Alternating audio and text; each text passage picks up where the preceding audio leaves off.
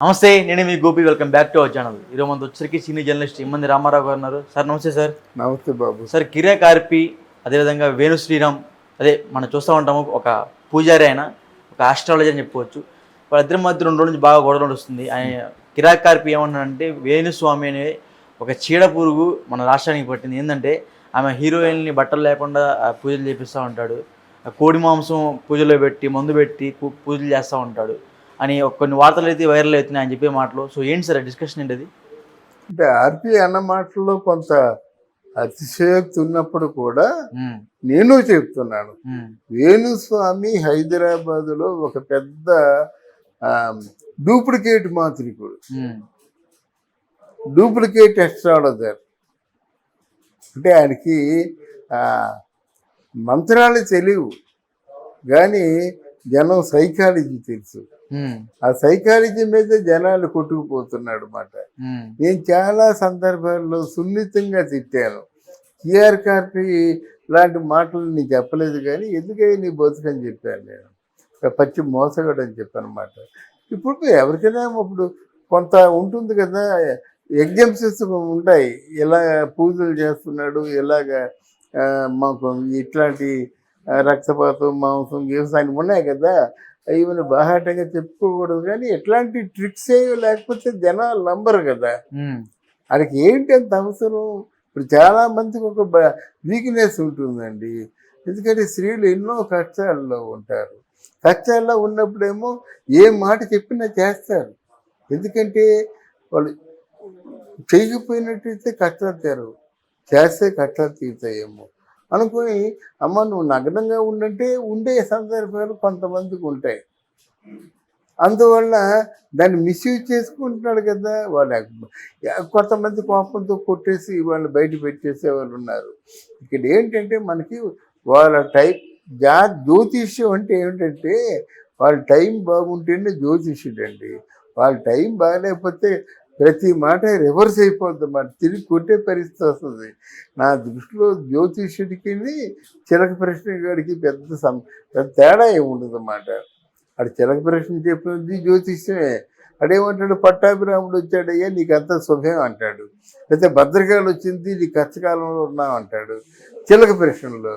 వీడు అలాగా కాకుండా చూసిన తర్వాత మీతో కాసేపు ముచ్చటించిన తర్వాత మీ సిచ్యువేషన్ ఏమిటో తెలుసుకొని ఆ పరిస్థితికి అనుగుణంగా మలుచుకొని వాడి తాలూకు ఆర్థిక స్తోమతను కూడా చూసి ఈ పూజ చేస్తాను, ఈ పూజకేమో 10 లక్షలు అవుతాయి అంటాడు, ఇంకా పెద్దవాళ్ళకైతే 25 లక్షలు అవుతాయి అంటాడు. అంటే అలాంటిది నెలలో 2, 3, 4 పూజలు వస్తే ఎంత అయిపోతుందండి? అంటే 2 నెలల్లో ₹1,00,00,000 అయిపోతుంది అన్నమాట. అలా కోట్లు బంగారపు ముద్దలు గ్రహించాడు. ఆ వైఫ్ కూడా ఏదో శ్రీవాణి ఏదో మాట వీణ వాయిస్తుంటుంది. ఈయన ఒక ఏమంటే దసరా బుల్లులాగా డ్రెస్సులు అవి కుట్టించుకొని తిరుగుతాడు కానీ ఆయన చెప్పింది ఏదీ నిజం కాదు. ఆయన మంత్రాలు తెలియవు, తంత్రాలు తెలియవు. పాపం కేసీఆర్ని నువ్వు 20 సంవత్సరాలు తిరుగులేని సీఎం అన్నాడు, డామ్ అనిపోయాడు అంతే. మళ్ళీ వేణుస్వామి ఆయన్ని చూడలేదు, ఆయన్ని వేణుస్వామి చూడలేదు. అలాగే ఇప్పుడు జగన్మోహన్ రెడ్డి కూడా కారులో కూర్చుంటూ నీకు చెప్పాను కదా, నువ్వు తప్పకుండా తిరుగులేదు, నీకు చెప్పిన తర్వాత తిరుగులేదు, నువ్వు సీఎం అయిపోతావు అన్నాడు. రేపు 4వ తారీఖుని ఆయన తాలూకు విషయం తెలిసిపోద్ది. 5వ తారీఖుని పగలు కొట్టేస్తారు. ఎందుకంటే వ్యతిరేకతతో ఉన్నారు ప్రజలు.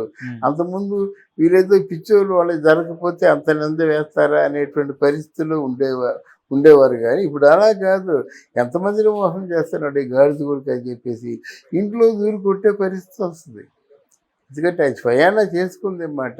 అది తక్కువ డబ్బు తీసుకోవటం లేదు కదా. మరి ప్రభాసు చాలా ఆల్మోస్ట్ ప్రాణాంతకమైన వ్యాధి వస్తుంది. మరి ఆయనకి అంతే గ్రాఫ్ అంతా పడిపోతుందని చెప్పాడు. బ్రహ్మాండంగా ఉంది ఆ కల్కి సినిమా, బ్రహ్మాండంగా ఇంకా రిలీజ్ కాకుండాను అవుట్ రేట్ మామూలుగా వచ్చిన బిజినెస్ 500 కోట్లు, 500 కోట్లు. అలాగే పవన్ కళ్యాణ్ హరిహర వీరమల్లు దాన్ని మించింది బిజినెస్. అంటే నీ జ్యోతిష్యం చూస్తాడా, అక్కడ ఎఫర్ట్ చూస్తాడా? ఎఫర్ట్నే చూస్తాడు. నీ జ్యోతిష్యం ఏముంది, నువ్వు అంతరా వేసుకుంటావు. ఎవరు మన ప్రభాస్కేమో అక్కడేమో అలాగే దాడి జరిగింది, దీనివల్ల ఆరోగ్యం పాడవుతుంది అని అంచనా వేసుకొని చెప్తాను. అంతేగాని నీకు బ్రహ్మదేవుడువా అదైపోతుంది. ఇక్కడ సమంత చైతన్య విడిపోతారని ఎవరు చెప్పారు? మళ్ళీ కలుసుంటారేమో, నువ్వెవడు చెప్పడానికి. అది అలాగే దేవరకొండ విజయ ఆయన డౌన్ఫాల్ స్టార్ట్ అయిందని అనమాట. కొన్ని విషయాల్లో కోట్లాది రూపాయలు రావాల్సిన వాళ్ళు దెబ్బతినే పరిస్థితి కూడా వస్తుంది. ఇట్లాంటి దగులుబాజీ జ్యోతిష్యాలు చెప్పినట్టయితే అడుక్కు తినొచ్చండి ఆయన. అంటే ఒకటి కిరాకార్పి కంటే నేను సున్నితంగా అంటే అనమాట అడుక్కు తినొచ్చండి. గట్టిగా అరవడం దేనికి? ఆ మాట అడుక్కు తినొచ్చు. గుడి ఉంది కదా, గుడి దగ్గర ఇలాగా మామూలుగా చెంగు చాచి అడిగినట్టయితే ఎవరైనా ఇస్తారు.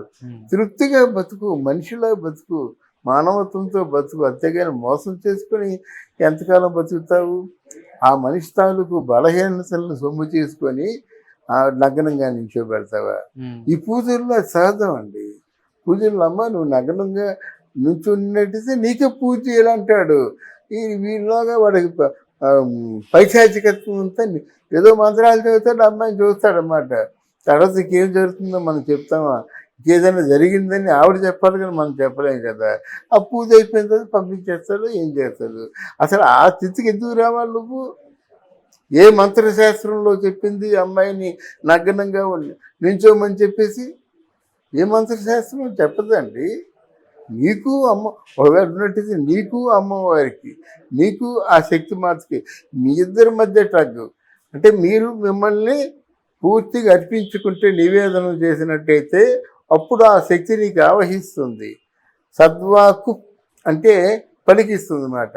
అంతేగాని నువ్వు పలికిన పలుకులు కాదు అవి. ఒకవేళ నిజంగా ఆ శక్తి మాతను కానీ, ఆ అమ్మవారిని కానీ నీలో ఆవహింప చేసుకునే శక్తి వస్తే వస్తుంది. కానీ దానికి ఇవన్నీ కోడి మాంసాలు, పంది మాంసాలు అవసరం లేదు.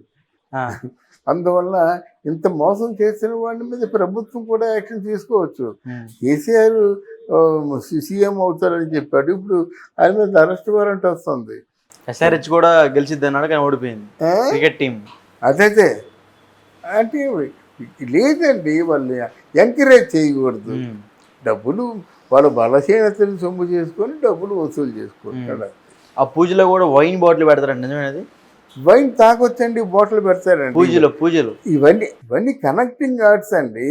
ఇప్పుడు మిగతా ఏం చేస్తాడు? మీరు ముందు సిగరెట్ కాలుద్దాం అంటాడు, ఊరికే కాలుస్తే ఎలాగవుతుంది? ఏక వైన్ బాటిల్ తీసుకుందాం అంటాడు. తర్వాత ఇవి ఇంత మంచి హుషారైన టైంలో అమ్మాయి లేకపోతే ఎలాగదంటాడు. ఇవన్నీ కనెక్టింగ్ ఆర్ట్స్ మాట్లాడికి. ఒక బలహీనత, పైశాచికత్వం, వాడు వెనుకున్నటువంటి ధన మదం, అదే. అంతేగాని ఎవడో కేఆర్ కార్పే కాదు, నేను కూడా ఛాలెంజ్ చేస్తున్నానండి. రమ్మనండి, పండి. వాడు మనిషే, పశువు. అంటే మనిషి తాలూకు బలహీనతలను సొమ్ము చేసుకునేటువంటి ఒక వింత మృగం లాంటి వాడు అన్నమాట. లేకపోతే అమ్మాయిని చూడడం ఏంటండి, అమ్మాయిలతో మాట్లాడడం ఏంటండి? ఎందుకు బతుకు చిచి. ఓకే అండి, థ్యాంక్ యూ. అది అలాగే దేవరకొండ విజయ ఆయన డౌన్ఫాల్ స్టార్ట్ అయిందని అనమాట. కొన్ని విషయాల్లో కోట్లాది రూపాయలు రావాల్సిన వాళ్ళు దెబ్బతినే పరిస్థితి కూడా వస్తుంది. ఇట్లాంటి దగులుబాజీ జ్యోతిష్యాలు చెప్పినట్టయితే అడుక్కు తినొచ్చండి ఆయన. అంటే ఒకటి కిరాకార్పి కంటే నేను సున్నితంగా అంటే అనమాట అడుక్కు తినొచ్చండి. గట్టిగా అరవడం దేనికి?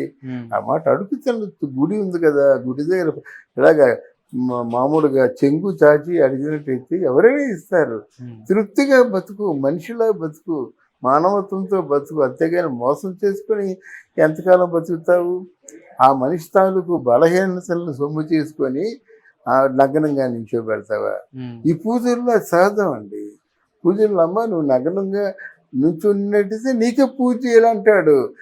వీళ్ళలోగా వాడికి పైశాచికత్వం అంతా ఏదో మంత్రాలు చదువుతాడు, అమ్మాయిని చూస్తాడనమాట. తర్వాత ఇంకేం జరుగుతుందో మనం చెప్తామా? ఇంకేదైనా జరిగిందని ఆవిడ చెప్పాలి కానీ మనం చెప్పలేం కదా. ఆ పూజ అయిపోయిన తర్వాత పంపించేస్తాడు, ఏం చేస్తాడు? అసలు ఆ స్థితికి ఎందుకు రావాలి నువ్వు? ఏ మంత్రశాస్త్రంలో చెప్పింది అమ్మాయిని నగ్నంగా నించోమని చెప్పేసి? ఏ మంత్రశాస్త్రం చెప్పదండి. నీకు